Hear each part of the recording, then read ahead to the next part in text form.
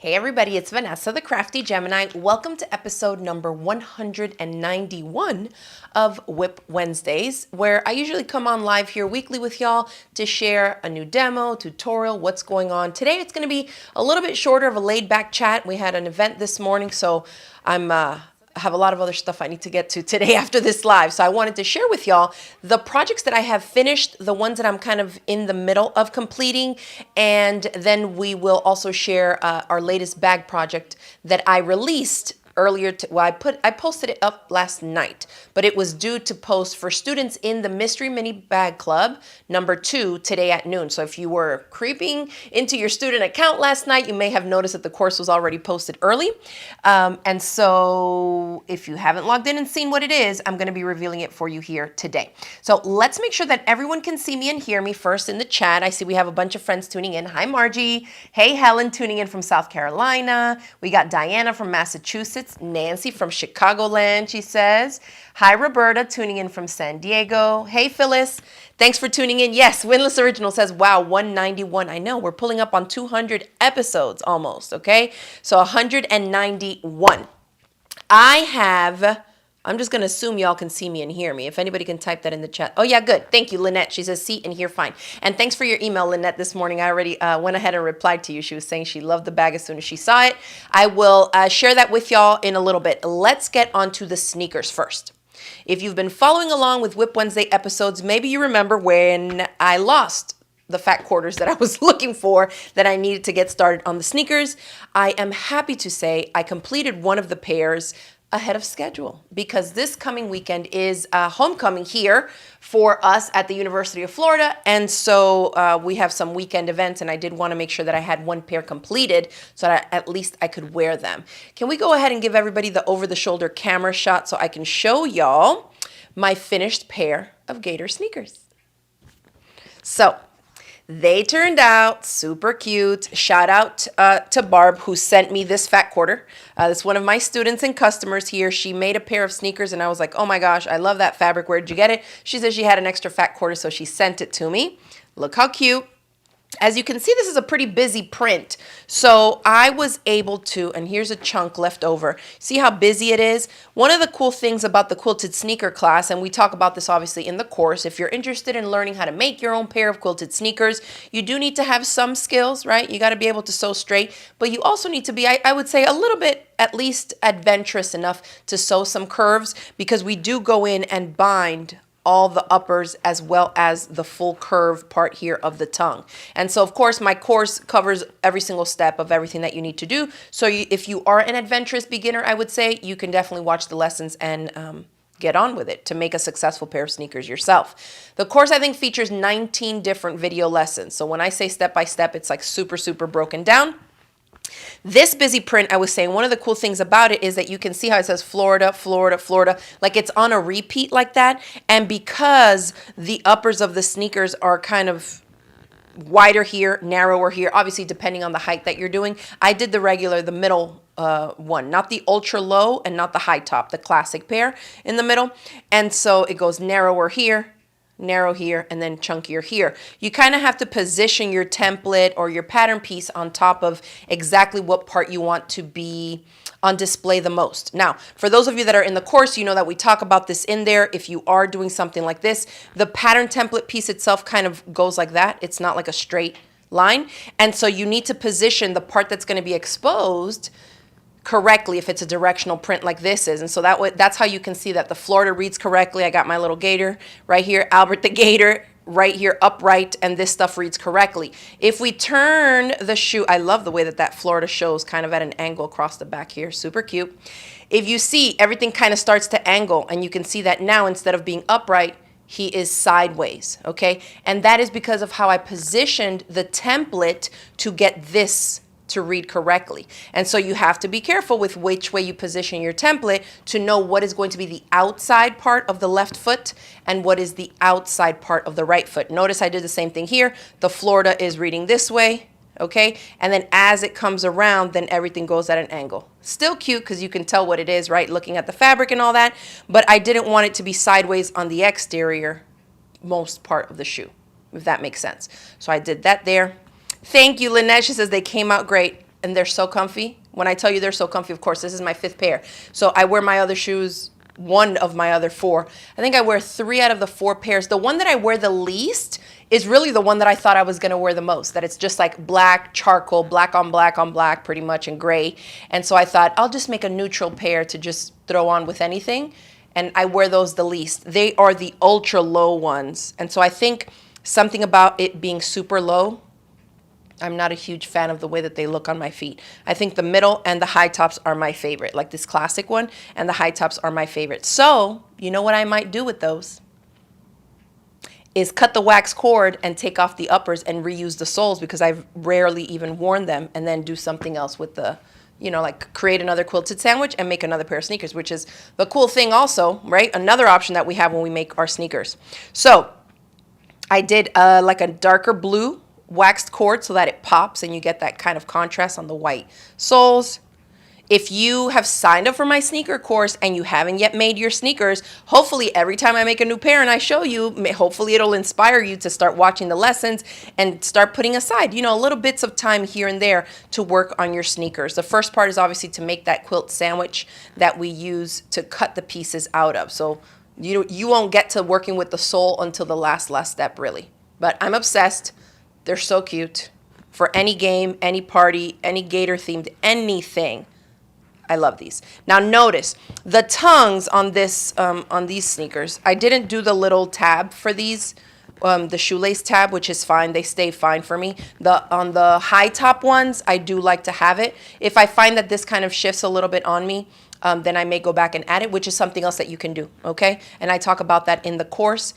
You can add the tab, of course, because since you see I can separate this, I could easily just go like this and put this part underneath my sewing machine and just stitch it. But notice this is not the same as this fabric. Because I was working with such a busy print, this might be something for y'all to consider if you are working on your sneakers or you're kind of picking out fabrics and are a little hesitant to start cutting into it. I wanted to have something that played more as a little bit of a neutral here. And this looks like a denim, but it's a cotton chambray that I use a lot for bags and pouches and stuff. Y'all know. And so this was from a chunk of the other pair that I would say I wear the most often. The ones that are like blue and aqua, like a couple different shades of blue. This is a leftover chunk that I had from that fat quarter. So that's another thing. I wear a US women's size 11 shoe. This is the European size 41. And even from one fat quarter, I can cut out all the pieces I need for sneakers for my size, and I still have left over. So if you recall early on, I said, whenever you cut out your stuff for your sneakers, save the scrap pieces, because look how big this is. I can cut out 2 tongues for a different shoe, and this is from that shoe, those shoes I was saying that are black and gray. This is the leftover from that. So I may do something different for the upper and then cut out tongues from this, or reuse the tongues that I have on there already. So I still have a lot of options. This was the quilted piece, and you don't have to quilt it like this. If you don't free motion quilt on your sewing machine, no big deal. I did this on my long arm so that I can do the whole fat quarter at once, and then I just cut the pieces out of it. So that is what I used here, and I still have some here. Probably not enough for my size. Let's see. Oh, I have enough for like one more tongue here if I was doing something different with you know, like with a different pair of shoe. But if you had a smaller size, I would still keep this, because I could probably cut out tongues here for somebody else's size. Yeah, it's not quite wide enough for me to cut out 2 for mine, but save the scraps because they're good for, you know, other projects. And so I did this for the binding here. That's another part that you need to kind of consider the fabrics that you're going to be using. So this, if you look at the finished shoe, I feel like it just looks like, oh, it all goes together. But since we're making it ourselves, we have to really be mindful of what fabric goes where. So I use that same chambray. It's not technically the same, but a similar dark denim wash chambray for the binding. Because I didn't have enough of this one, right? This was already quilted, so I couldn't really use the exact same one. I used this guy. It's a little bit darker, but it goes, you know? And it still has, and I wear jeans most often, so it goes good with, you know, pretty much any wash of jeans, I would say, because it has that denim look to it. So then here I wanted to incorporate some type of the orange and blue. And so I literally had not even a fat quarter. It was like a narrow scrap piece of this blue fabric with little white stars. And so that's what I use for the binding here. And it works. It's okay. You don't see that all of it, wherever it touches, is all stars. But because the stars are so small, I knew that in the binding, I would still be able to show that they are stars, right? If you're looking at it up close. So keep that in mind if you're someone who, like me, collects a lot of like polka dotted fabrics or geometric ones with tiny little specks of something else in it, whatever shape. I like to kind of keep fabrics that are like that in different sizes. So when we talk about, like in quilting cottons, the scale of the design, having some that are tiny, small, medium, large scale images, right? And so something like this, same goes for polka dots, or really like fine polka dots, really fine stripes. I love all that kind of stuff because I know that I can use a really narrow piece of it in a project and you're still going to be able to tell what it is, okay? So if you can't tell, oh, there you go. Little cutesy white stars, okay? So that's what I use for the binding. Yes, it's not perfectly on, no big deal, because it's so narrow, and this is on the bias. So, you know, as we cut and we stretch around and everything, we just make it work with what we got. Then the same thing for the other one, obviously. And so that's how I decided on those. So I really have 1, 2, the orange fabric I use for the lining, 3, this chambray that's here, 4, the different chambray that's here, 5, technically, because it's the lining, and 6, the binding fabric. So it's funny because when you're not putting it together yourself and you just see it, you would think, oh, there's like 2 or 3, there's like 3 fabrics in there, you know? But we're making it from scratch. So we have to slow down and pick every single thing that we're doing. Then, of course, the thread here that I selected, and then the shoelaces that I had. This was the color that went the best with this. I usually buy the shoelaces like this in big bundles, but I didn't have a good orange. These are too neon for me. That's not the vibe I was going for. Woo, look how bright that is. So I didn't have a regular orange. I think I do, but I think I have them on a different pair of sneakers, not a pair of sneakers that I've made. See, and that's neon. Whoa. Super, super bright. So that's not the orange I was going for. And then since I had several shades of blue here, I went with this darker, kind of more royal blue. But I love it. These came out super, super cute. So thank you. Dems Design says, OMG, I love these so much. Hey, Vanessa from Florida. Go Gators. Go Gators. All right. So that's that, just to kind of give you the walkthrough on these guys. Well, maybe y'all can help me pick out the next things because I do have another pair of Gator sneakers I need to make. So here are the soles, and we do still have some supply kits left. Not in all the sizes, but check and see because the link, I put it in the description box below so y'all can head over and get information on my step-by-step quilted sneaker course as well as the supply kits that we sell. So I'm going to make gum bottom ones. So this gum color, this is like a rubber gum color. And because I wanted to do this fabric here with the white soles, the last pair of soles that I have for my size is this one. And so I'm working on this pair of Gator sneakers. Now again, a very busy fabric. The blue is a lot more bluing in this fabric, notice. Here I could go with that dark and kind of darker denim and get a little bit of blue from the shoelaces because it's not as pronounced throughout here. You have a lot more of that gray neutral background, where here it's definitely orange and blue. So again, from the fat quarter, I use that same orange fabric for the lining. I still obviously need to go in here and bind this. I have not yet decided on the binding fabric, but I also wanted to see, and let me know in the... let me see. Marie says, just answered my question above. I have some also. Oh, have you used the gum colored soles? Yep, this is next for me, Marie. So I'm going to do this. I don't know that I love the way that that looks on there, but I think it'll work depending on what binding fabric I use. And this is another one. So remember I said from the fat quarter, you can cut out the pair of sneakers, you know, even in the bigger sizes is fine. And you still have some left over, obviously, depending on how you place your template. Remember how I was talking about this is not straight? You see how it goes like this? So you need to be careful because, let's have a look. This is the right shoe. So this one, I cut it like that. And I don't think I positioned it here, like I didn't use it to fussy cut because this fabric has all the logos just kind of sprinkled throughout. They're not all going, it's not like one area of the fabric has to be read correctly from top to bottom directionally. You can see how this F is upright, this one's kind of crooked, this is sideways, so it doesn't really matter for prints like this that are completely tossed in terms of the design or the images on it. And so that doesn't matter to me too much, but you can see if this is the right shoe, that means that this is going to be the outermost portion of the shoe that you're going to see the most. Depending on the fabric that I use for the binding, I may or may not go with the same tongue because these are going to be some busy shoes. What do y'all think? So we said this was the right. Nope, this is the right. So say this was like this. I'm going to take the soles out of here. Like this, okay? If I use the same tongue, it's going to be gators on gators on gators, like this. Which I think, depending on the fabric I choose for the binding, I think I could still break it up of how busy the shoe is. Or, here's another option. If you like what you used in the lining, I mean, this would probably have to go on the other foot, because now I switched it, you know. Oh, well, actually, this one doesn't even go with this. So if it probably would go like this. Let's see. Demps Designs is asking, does your class offer all shoe templates? Yes. Yeah. You get all the templates for all the shoe sizes. So like if you wanted to do something like this, I could. But I feel like that's too much. It's too orange. I think I may just keep this. Or, like I said before, I could always go in here with my template and cut out a more neutral tongue. This is too gray. It's not even like blue. I feel like maybe something like that, again, would work with this, with the denim, but I don't have enough of it. So I'll have to play around, and y'all will have to stick around to see what I end up doing. I think I will just keep it like this. I thought it was going to be too much because it's like, oh my goodness, like your whole shoe is...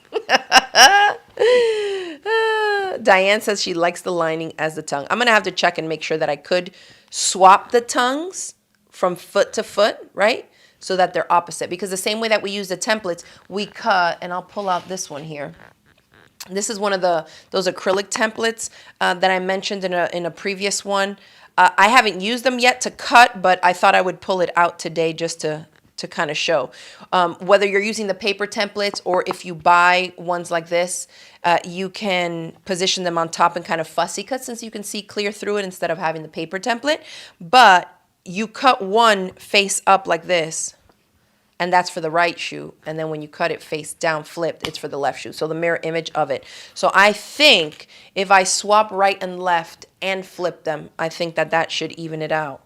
If I did go with the orange, but it's too much, I think. I don't know. But let's see what other fabrics we have here. I could, if I needed to, and if that swapping didn't work, I could always cut. If I wanted the orange, I can always cut two tongues from this quilted sandwich, which is the same. It's been quilted with the same thread and everything. I could cut this and do it there if I went that route. But like this with this, it's not. It's too much. What do y'all think? I think it's too busy. Kalisha's asking about the acrylic templates. I believe, let me make sure that I get you the right website. K makes,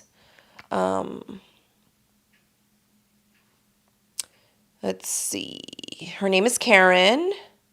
Let me make sure I get you the right website. Yeah, K, the letter K, makes.com is the designer that's, well, you know, the creative small business that is selling the templates. And so just know that because they're templates and they're kind of set in the size, you'll have to make sure that you're choosing the right size and the template for the level, you know, the height of the shoe that you're making. So this was the classic, and if you can see there's like another etched line lower, and that's the line for the ultra low one.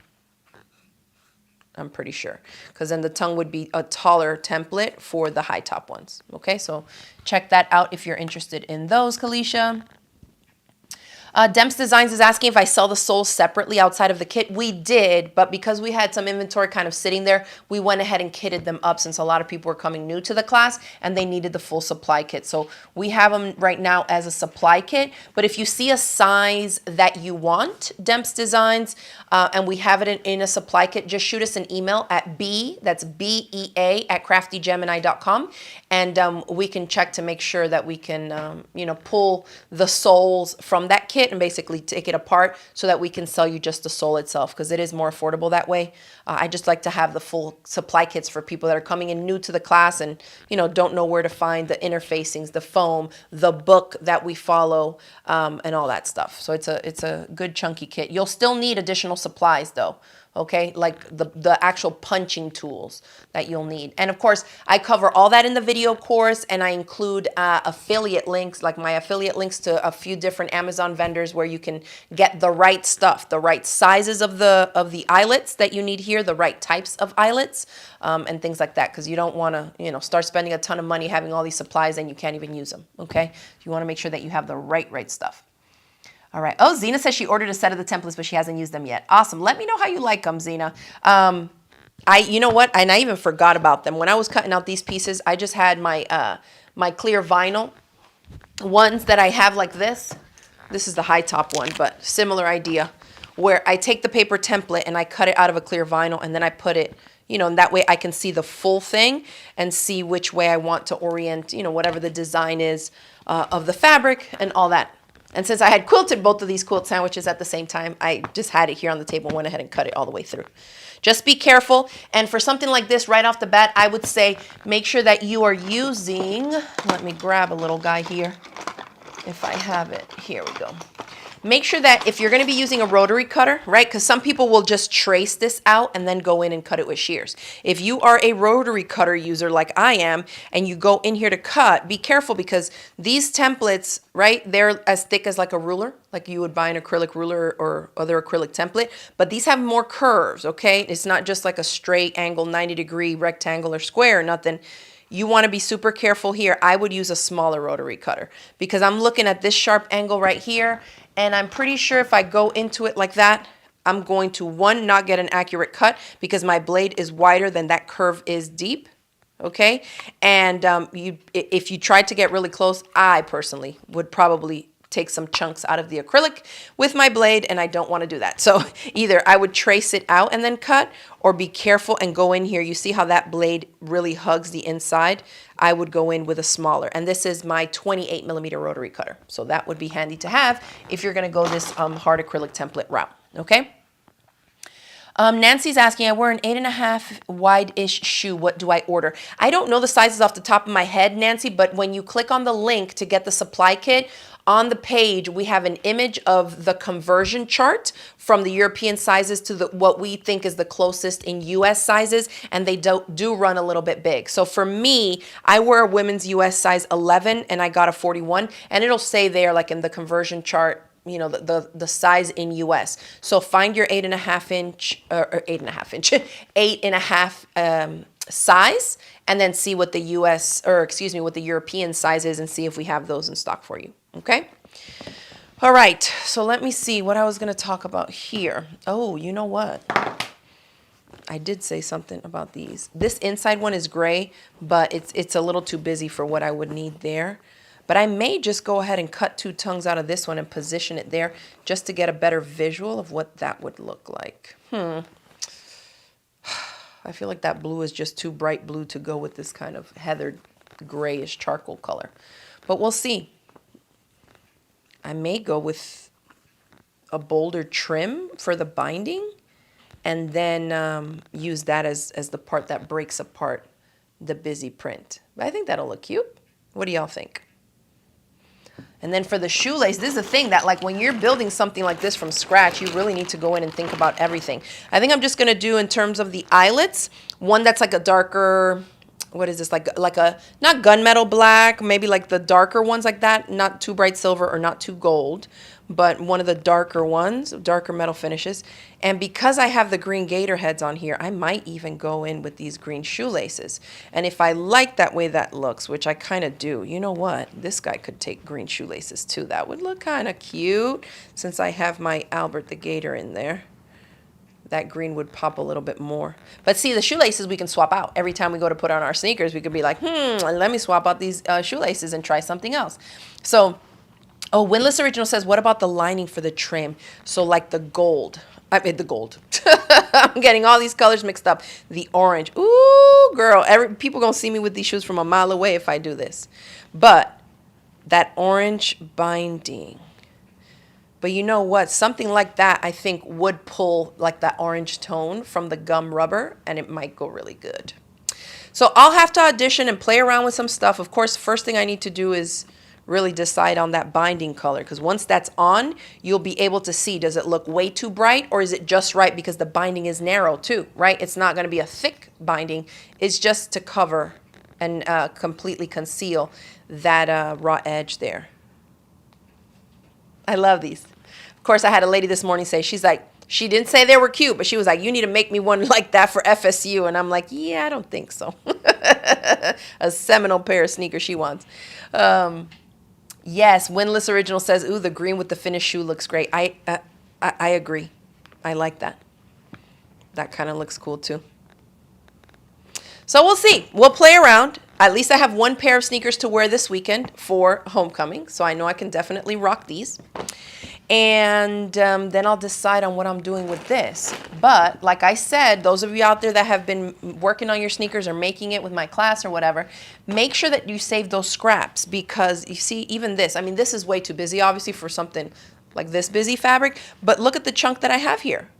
I can use this still to do, you know, 2 tongues on a different shoe, or maybe, I don't think the smaller sizes will fit in here, but I keep them anyways because I never know what I'm going to need it for. You see? This is another one.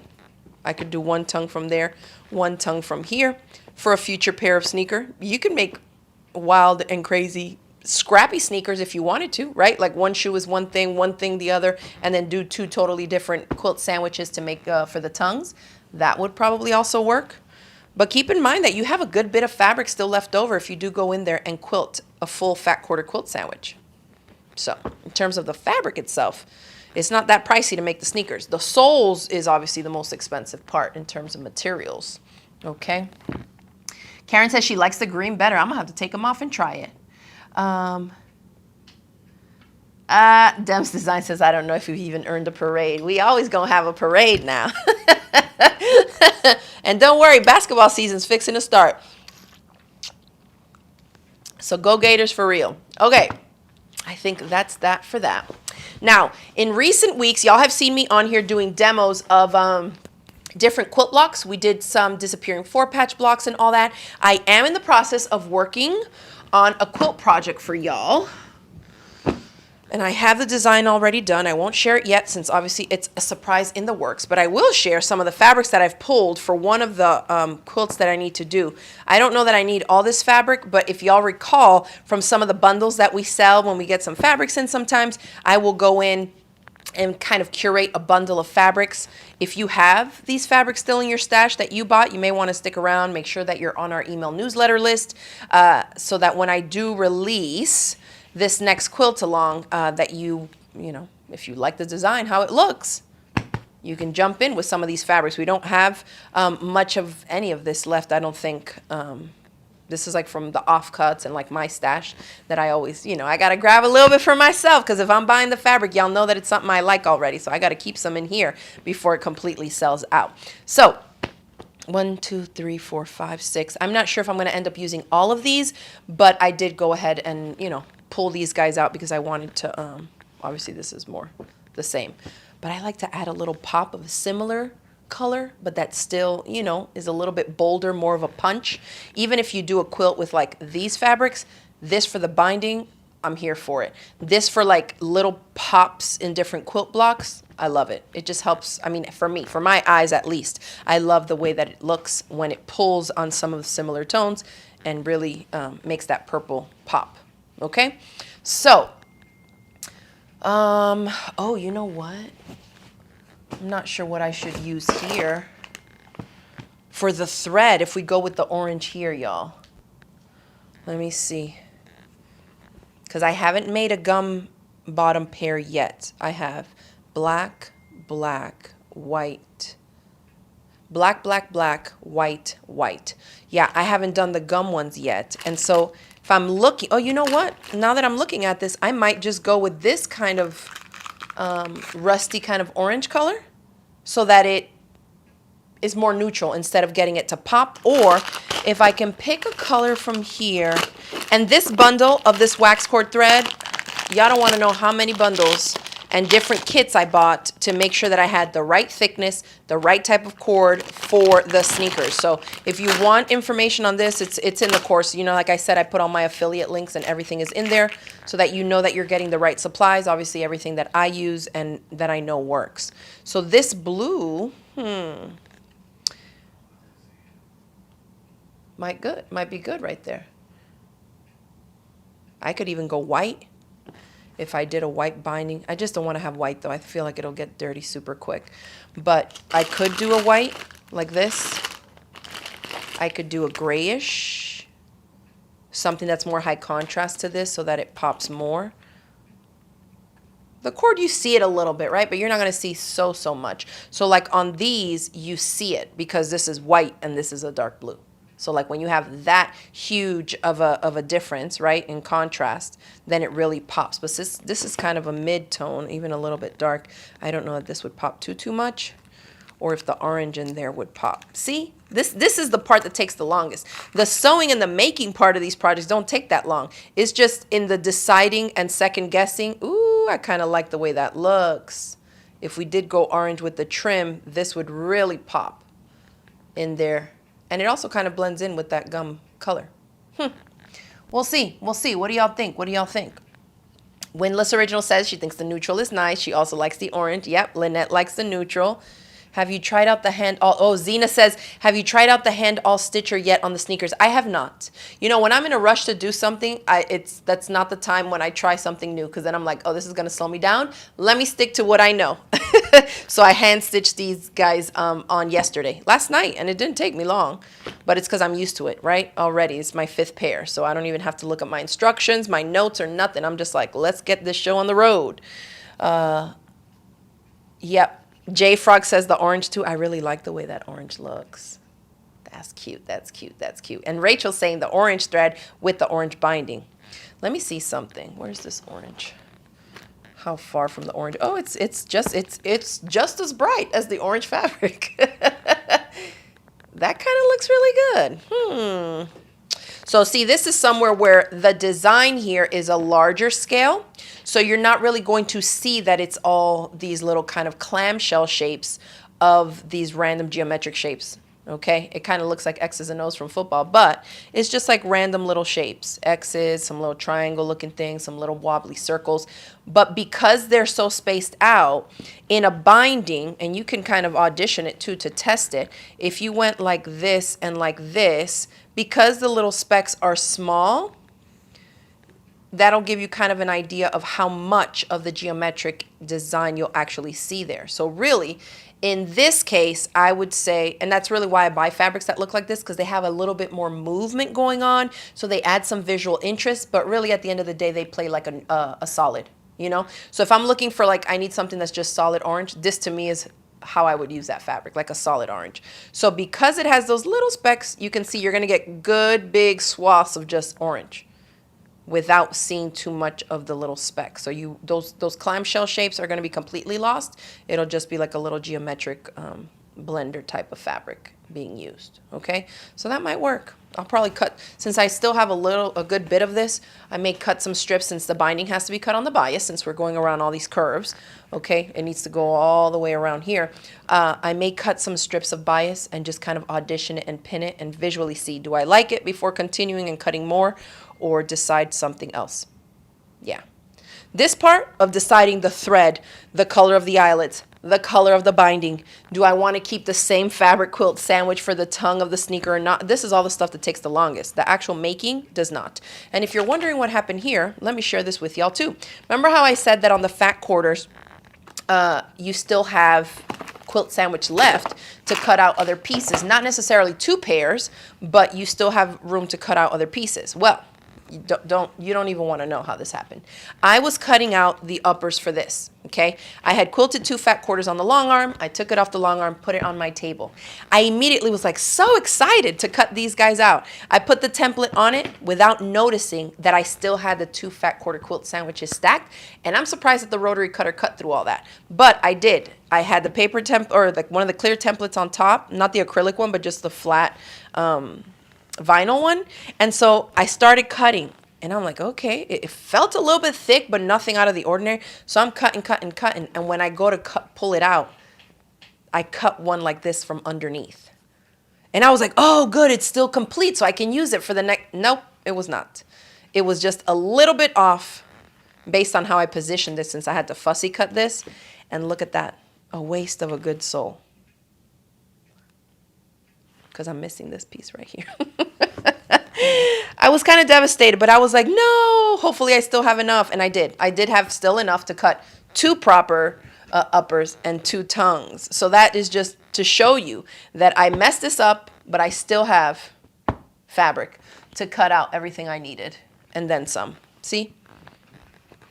And I think I just kept it because I'm like, maybe one of the smaller sizes might fit here. I don't know if it's different or not, but if it's not, I wrecked it. But yeah, be careful so that you don't put something on top and then cut through underneath, because I was not happy about that. But I was glad that, because that's the only fat quarter I had. Or did I have a fat quarter of this? I think of this one I had a ½ yard. So I think I do have some more fat. Yep, I had a ½ yard. So that was just the first fat quarter, one that I messed up here. But still, keep your pieces. You don't know what you might need them for later on. Okay, Windless Original says, oop, been there, cutting fabric underneath for sure. Hi, Karen, thanks for tuning in. All right, so yeah, so we may do that for the binding. I may even do, no, this is too dark. I feel like this went good with this because of the gray tones here, but this is too blue, I think, for this type of a binding. We'll see. I trust myself. I don't know what I'm going to pick yet, but I know it's going to be good. Don't worry, but I'll keep y'all posted, okay? So that's going to be, oh, look at me. I was saying that's it. Did I talk about the bag yet? No. Okay, so let's talk about the bag. So this, last night, but for this morning, on the 15th of every month for the next 6 months, I am releasing a new bag project for those students who have registered for the Mystery Mini Bag Club #2. We're on our 2nd batch of Mystery Mini Bag Clubs. That means that every project every month is a mystery. So today was the first one, October 15th. The first course was posted. And let me show y'all the bag. Thank you to those of you that emailed me that are in the Mystery Bag Club. Several of you wrote me and said, oh my gosh, as soon as I saw it, I loved it. Thank you. So I'm glad to hear that, because, you kind of got to trust me a little bit when you're signing up for mysteries. But this is the Georgia Mini Tote Bag. This is one of the options I made. And I wanted to share it because on here on WIP Wednesday, when we show fabrics for different garment sewing classes that we do, this was a print that we sold for the Jolie Florence. If you bought this print, yardage of it, because I think we sold it in 2.5 or 3 yard chunks, and you haven't made the shirt, you can also use it for bags because it's 100% cotton, okay? So this is the Georgia Mini Tote Bag, super cute. I'm calling it a mini tote because it's a mystery mini bag club, but it's really not mini, okay? It's about, I want to say like 11 inches this way, 9 inches up, and the width down here is like 5 3/4. So I'm going to show you the one that I'm swapping out from my Coco crossbody bag now to be my everyday purse, because, I got to give some of these bags a break. I'd be worried. I make my bags, and when I get obsessed with like, this is the perfect size for me to be hands-free, and then it's my everyday purse, and then I'm like, yeah, I can't show this to anybody because I'm literally like banging it up. The edges of the fabric is just like, they definitely get used. Let's put it that way. So this one is just one big open purse like this, and we went ahead and put in a little zippered pocket here, okay? It's small, it's just enough. The only reason I added this little pocket here was so that you could put some cash, some cards, and some ID without having to drop it all the way in here. But because the bag has so much space, I put my full wallet in here, so I don't really need this for that. But I'll show you in another sample just how it goes. This one I did with black cotton webbing, and the closure here is a plastic cam snap. And so I'll share with you some different options. You could obviously do a hook and loop tape. The cam snap here was for students who maybe don't have all the fancy hardware for different bags. That would give you an option that would still be a snap and have a good closure. But if you have magnetic snaps, like the one I used here, I went gray and kind of this navy feather print here. This has a magnetic snap closure and this super cute sprinkles print, okay? With the little pocket and the flap. So thank you. Winless Original says the shape of that bag is great. So the video lessons for this are already posted if you're in the Mystery Mini Bag Club, and I think you're going to have a good time doing the bottom like this. So we do box corners. There is no separate template. The whole thing is made from one piece of exterior and lining fabric, and I'm super happy with the way it came out with the little pleats. It has a really cute shape, I think. Here's the more simple one. This is, I think, the first one I made, just to kind of work through all the math, all the stuff. This one doesn't have the pocket. You can leave the pocket off. You can add the little pocket. It's up to you. You know how much time you're willing to spend on it or who it's for. You know how sometimes you're just like, oh, I have to make this as a gift. I don't have time to add all the little bells and whistles. We're just going to give you something basic. You can do that here too. Okay. You could even leave the flap up altogether and make it just like a little tote that's open like that. Okay. And then you could just put a snap here and here and bloop. Or even here, here, here, if you wanted to kind of get it to close fully. On this one, I put 2 snaps so that depending on how much stuff I have in here, I can choose the taller one to leave this more open, or I can kind of make the flap close a little bit more snug, right, with the lower one, okay? Wow, Janice says, I love the tote. I watched all the videos, now deciding on fabric. I love that. There are 11 video lessons for this project, okay? So go ahead and watch the lessons for those of you that are enrolled in the class. I love the way that the bottom looks on this. And then here is my, isn't it cute? This fabric, for those of you that have been around for a while, you may recall we did a flash sale years ago with these hand dyed, these indigo dyed fat quarters that we included. So every single one is unique, right? My friend Kelly dyed these for us in a special project. And so I still did have some there, and I picked this one out. It worked out great because you can see that it's light in the middle, the fabric. And then it had these cool kind of darker bits. And so I positioned it so that this crease ended up being right in the center. So when I cut the width of my fabric panel, I cut it so that's centered, so everything is kind of balanced out. Magnetic snap. I had to use that sprinkle kit fabric for the lining and the little pocket. So you can see that I have my Essentials wallet in here. Don't mind it. It's a little dirty. It needs to be washed. But like my earbuds here, my keys, a little lip gloss. You can throw a ton of stuff in here, your phone, and there's still room for a bunch of stuff, okay? So like that. Now in this little pocket, I'll show you because I did go ahead and put some stuff in here. You know, you can just fold up some cash, throw it in there, and then you can throw cards, IDs, gift cards, whatever. Stuff that, like, if you were using this tote to carry other stuff in and you didn't have a little wallet where your cards were, you could just put them in here, right? So that you can access them closer to the top. But you can also leave it off. And I talk about that in the class because not everybody has a machine that can sew through a ton of bulk. Although I did keep the materials pretty slim on this so that even a home sewing machine could be used, okay? And because I didn't have any more of this same unique fat quarter, I added that chambray here, which for me goes good because, like I said, I wear jeans all the time. And so having a little pop of that denim there, I think is going to be so cute. Look at my little bag. I mean, it's not that little. Y'all saw how much it holds, but up here against my face and my body, you can kind of see. The drop of the handles is about 6 inches, so easily here. I'm not going to sling it over my whole shoulder, though. If you wanted to, you could, because then you would just cut your webbing straps taller, right? So you have more of a drop. But this for me is just kind of like a carry purse like this, or just right here.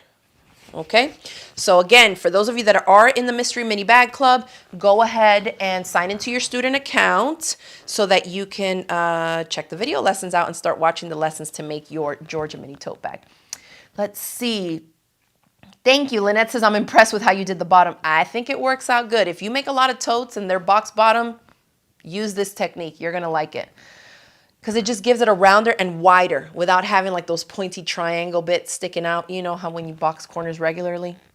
it's kind of like another little level up. Meow says, I'm so happy I signed up for the second mini bag club. This is a great little bag. Well, I'm so glad to hear that. I'm so happy. Give it a go. Pick out some cute fabrics. This is one where something with a larger scale design would look really good because you still can see a ton of the fabric around it, especially on the back, right? Like you could have a motif that has like big florals or something like that. Sometimes we have those fancier, bigger prints in our stash and we don't really know what to use them on, or we're scared to cut into them. Something like this would be a great place to have that. Now keep in mind, as I always say, make the first one out of a non-directional print because it is made from one panel that goes like this and up. And y'all know, if you have never done that before, a directional print will read correctly if you line it up on the front reading like this. But because this goes across the bottom and up, that means at the back of the bag, the design or image or text or whatever is going to be upside down. So be careful with that. There are ways around it. You can obviously cut the panel in half and then turn one of them and just have a seam running down the bottom so that you have your motif, text, images, faces, characters, whatever it may be that needs to be read directionally from top to bottom, so that it is top to bottom on both sides. So there are ways around that, but I always just recommend saving yourself that drama of having to keep up with one more thing to manage while you're making the bag, at least the first time, and just use a non-directional print, something with an all-over tossed design like these feathers, okay? Or just like an all-over geometric. This one too has just little florals, you know, just kind of tossed about, so it's not going to matter too much. Lori says, I have done that before. Yeah, we all have, I think, Lori. But I always like to remind my students just to like remember. Maybe it's been a while since you've done that. Don't mess it up here. Thank you, Rebecca. She says, I totally love this little bag. Well, good. For those of you that are not in the Mystery Mini Bag Club, remember that we do release these courses for sale individually. So that would be all the video lessons, the PDF instructions, the PDF template that you need for the flap. All of that does get released afterwards, right? So first dibs goes to the students who signed up for the Mystery Club. And so probably next month after we've done, you know, gone through the class, I've done the live question and answer session where I'm answering student questions on the bag. And then after that, we will, you know, my assistant here will work on pulling the class out and doing it as an individual course, and then we'll send out an email letting y'all know when the course is available for individual purchase if you're interested in that. Okay? All right. Well, thank you so much for everybody who tuned in. Thanks for asking great questions. I'm going to get busy on my other pair of Gator sneakers, and I'll keep y'all posted on what I decide to do. And I hope that y'all find some time this week to work on some type of little crafty project. Thanks again for tuning in today, and I'll see y'all in the next video.